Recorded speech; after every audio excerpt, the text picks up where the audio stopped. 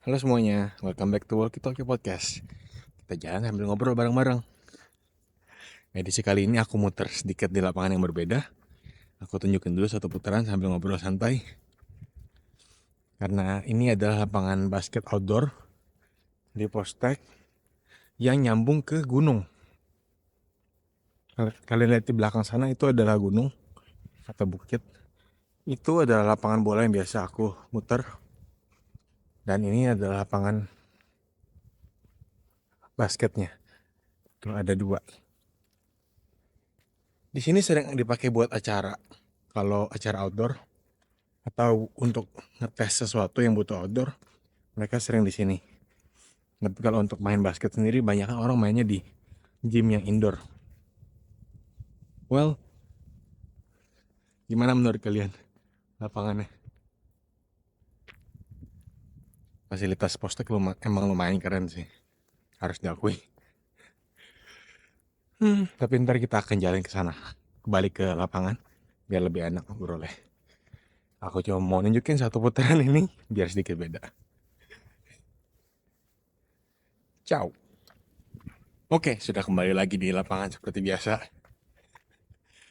Tapi karena hari ini cuacanya super bagus, ini akan jadi main screen-nya. Kapan ya Indonesia tuh langitnya kayak gini? Enak banget padahal. Emang ini trik instan untuk kelihatan ganteng. Kalau berdiri dengan langit kayak gini, cuaca kayak gini, kelihatan kayak di luar negeri tuh otomatis ganteng rasanya. Jadi kalau kalian merasa pengen kelihatan ganteng, coba ke luar negeri deh. Nggak, itu bercanda.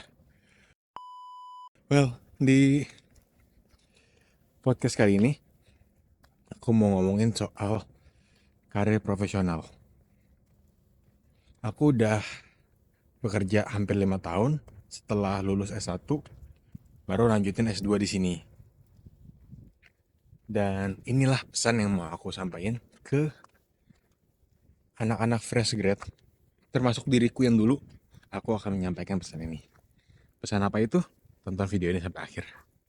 Pilihan karir memang jadi satu hal yang sangat amat kita galaukan. Apalagi buat kamu yang baru lulus. Wajar, gak ada orang yang langsung tahu mereka mau karirnya seperti apa setelah langsung lulus. Aku yang dulu baru lulus berharap banget aku tuh punya mentor atau orang yang bisa ditanya-tanyain mengenai dunia kerja. Sayangnya, aku lahir dari keluarga yang entrepreneur dan gak kerja dalam waktu lama. Jadi mindset aku juga lebih ke orang kerja tuh kayak gimana sih? Gak kebayang sama sekali ekspektasinya apa, jenjang karirnya apa. Itu tuh gak kebayang. Makanya aku mau bagian ini sebagai orang yang lebih dulu masuk dunia kerja buat kalian yang masih galau. Dari yang masih SMA maupun masih kuliah. Itulah episode kali ini. Kalian jurusan apa sih? Boleh langsung komen di bawah. Aku pengen tahu juga. Mikirin masa depan adalah sesuatu yang akan selalu terjadi di semua manusia. Di semua jenjang kehidupan, kita akan selalu wonder, masa depan kita akan seperti apa, kita akan kerja di mana, dan sebagainya. Kita nggak tahu dan nggak bisa nebak. Tapi kita bisa lihat dari orang yang udah melalui tahap itu di depan kita, alias senior-senior kita. Kalau kamu misalnya suka kerja di dunia accounting, ya kalian bisa tanya-tanya atau lihat orang yang udah kerja di dunia accounting selama bertahun-tahun. Kalian mau nggak kalian seperti itu? Kalian mau nggak menjalani hidup seperti itu? Pergi pagi, pulang malam, lembur, dan akhir tahun sibuk misalnya. Atau kalau buat orang engineering di R&D, Research and Development. Orang yang kerja nggak ada jamnya, ngomongin riset terus, meneliti ini, mencoba itu, gagal, coba lagi terus menerus. Kalian mau nggak? Itu cara paling gampang buat ngelihat quote unquote masa depan kalian kalau kalian mau ambil di jalur itu. Kalau kalian lihat aku, kalian bisa mengeneralisir nasib orang yang kuliah engineering dan kerja juga masih di engineering, terutama bagian customer facing. Karena aku dulu kerja sebagai application engineer atau bisa disebut juga field engineer atau sales engineer, banyak istilahnya. Dan kesamaan dari semua title itu adalah kita harus ngerti produk engineering dari perusahaan kita, tapi kita juga harus menghadapi klien, menghadapi customer, ngelihat request-requestnya dan memenuhi dan memberikan solusi dari masalah klien. Kurang lebih begitu. Siapa aja kayak bisa jadi field engineer? Basically semua engineer bisa, karena mindsetnya adalah kita punya masalah, kita selesain masalahnya dengan produk dari perusahaan kita. Itu bottom line dari field engineer. Sampingannya bisa juga kita menginstal produk ini, kita mempitching, kita menjual produk ini dari perusahaan, dan segala macam. Jadi ini menyatukan dua dunia sales dan dunia engineering. Kalau kamu misalnya jurusannya elektro, kayak aku, ya produk perusahaannya sesuatu yang berbau elektronik. Atau bisa juga jurusan mesin, banyak field engineer di dunia permesinan seperti mesin CNC, mesin produksi pabrik, macam-macam. Semua perusahaan yang memiliki produk dan menjualnya ke klien kebanyakan punya posisi ini. Kerjanya ngapain, Kak? Kerjaan kalian akan ke klien menjual produk dan menghubungkan klien sama perusahaan kalian. Udah itu aja. Dan untuk berhasil di posisi itu, biasanya yang dibutuhkan adalah interpersonal skill untuk ngomong sama orang, menjual, atau mentranslate kebutuhan klien jadi suatu solusi. Gimana kedengarannya? Aku dulu jujur waktu kuliah nggak kebayang ada posisi ini, dan nggak tahu posisi ini kerjanya apa dan kayak gimana. Alhasil waktu aku daftar, aku nggak kebayang ini bakal ngapain ya. Cuman ya daftar aja, keterima, dan ya udah kerja. Dan surprisingly aku menikmati posisi itu.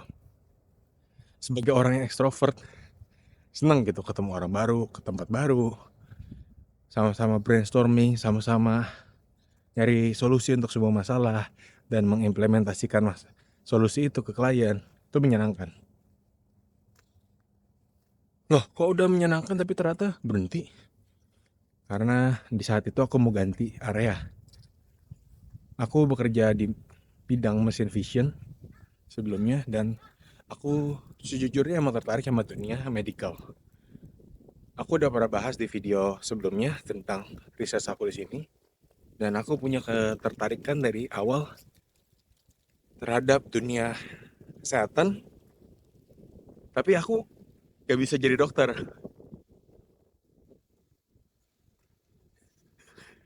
Aku nggak tahu kenapa, cuman aku ingetnya aku nggak bisa jadi dokter.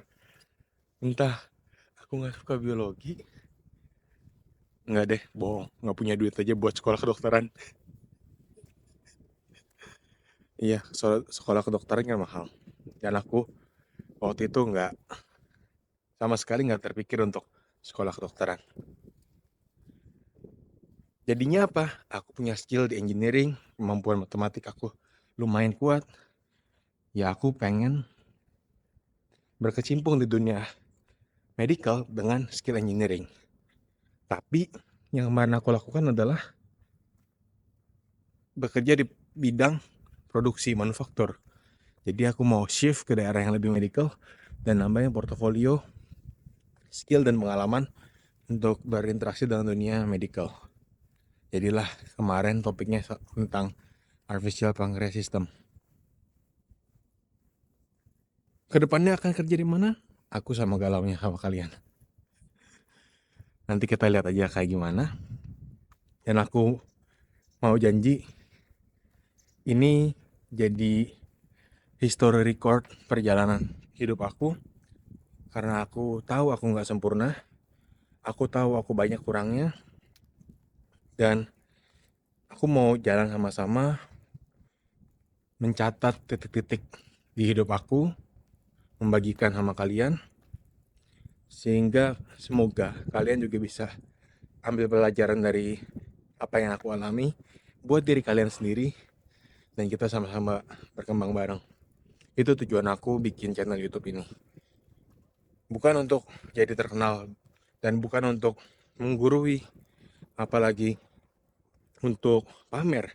No, aku merasa di dunia digital sekarang susah untuk nyari teman nongkrong. Susah juga untuk nyari inner circle atau komunitas apapun. Susah untuk ketemunya, nyari waktunya, susah ketemu orang-orangnya, dan banyaklah tantangan lainnya. Jadi kalau misalnya kita bisa bikin komunitas untuk sama-sama bertumbuh, sama-sama saling support, sama-sama saling membagikan hal-hal penting atau hal-hal berguna bagi orang lain, kenapa enggak? Mungkin ini bukan media yang paling tepat, tapi aku coba mulai dari sini karena mungkin 10 tahun lagi, 20 tahun lagi, anak aku nonton video ini dan ini bapak kamu. Dulu pernah kuliah di luar negeri dan dulu pernah punya pikiran kayak gini. Walaupun mungkin sekarang pikirannya berubah, well, people change. Tapi pesan moralnya nggak berubah. Kita sama-sama harus menjalani hidup bareng-bareng dan diobrolin bareng-bareng. Maaf kalau podcast ini jadinya campur-campur. Ini episode ini juga ngomongin kerja, ngomongin hidup. Tapi semoga kalian bisa dapat sesuatu. Dan semoga aku bisa terus konsisten untuk sharing hidup aku.